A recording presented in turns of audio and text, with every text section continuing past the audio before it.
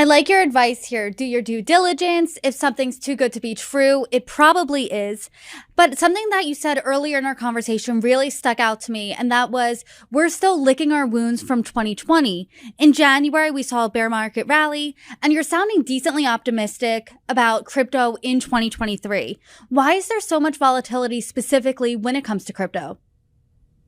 Yeah, that's a really good question. I am optimistic overall for crypto in 2023. I do hope and expect that we'll get some more regulatory clarity. And in the crypto market, although 2022 was a bear market for everybody, the crypto market was disproportionately impacted because of the bankruptcies that have been chronicled throughout the year that we've spoken about before, and all of that again was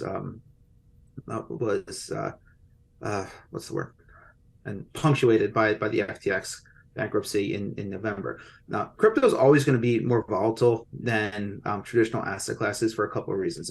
It has a much smaller market size, total market cap than traditional asset classes.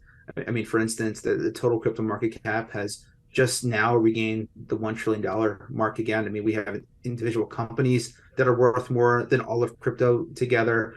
And on top of that, and especially once we start moving beyond like the big large cap cryptos, the Bitcoins, the Ethereums, to smaller cap tokens that have total circulating supplies in the tens of billions or 1 billion or below, we're dealing with much smaller floats. We're dealing with a lot of high leverage derivatives trading, especially in overseas markets. All those types of things can kind of act like a seesaw or whiplash, which accentuates market movements either to the downside or to the upside. So all of those things together, plus sort of the sort of Damocles the sort of Damocles hanging over all of us in the form of regulation, which can have outsized impacts on basically the viability of certain tokens, the ability for exchanges to list them. That whole stew of different things together makes crypto, just by its very definition, more volatile.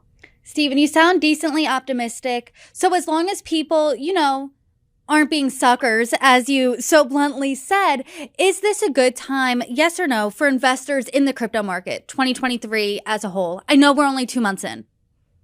Yeah, I mean, I do think it's a good time because the market is recovering. It has regained everything that was lost from the FTX collapse back in November, and it's proven itself to be pretty resilient around the $24,000 range, despite the fact that there was some near-term exhaustion and there are fears of a pullback to $20,000 or below, especially if the Fed raises rates again by 50 basis points in March and so on and so forth. I mean, we're not out of this. I'm not going to call it a recession because it hasn't officially been called a recession yet, but definitely a tenuous economic climate. At the same time, this is a good entry point for people to get into crypto because I do see it as oversold still to some extent, especially some of the bigger assets that the Bitcoin, Ethereum. And I always preach, and I know we've spoken about this before too, to take a dollar cost averaging approach to investing. So if you bought some throughout 2021, likely you're in the red now. If you kept buying in 2022, lower entry point. If you're buying now, still a bit of a lower entry point. So the average of all of it should hopefully be a decent midpoint that in 5 to 7 years is something that you're a lot more comfortable with. So I see this as a good opportunity to make allocations towards crypto. Again, in consultation with financial advisors. None of this is financial advice and within your own personal risk parameters. But the price point for certain tokens, aside from the ones that I mentioned before that are just pumping for different reasons that really have absolutely nothing to do with market fundamentals, for the major tokens, this is a good time to get in.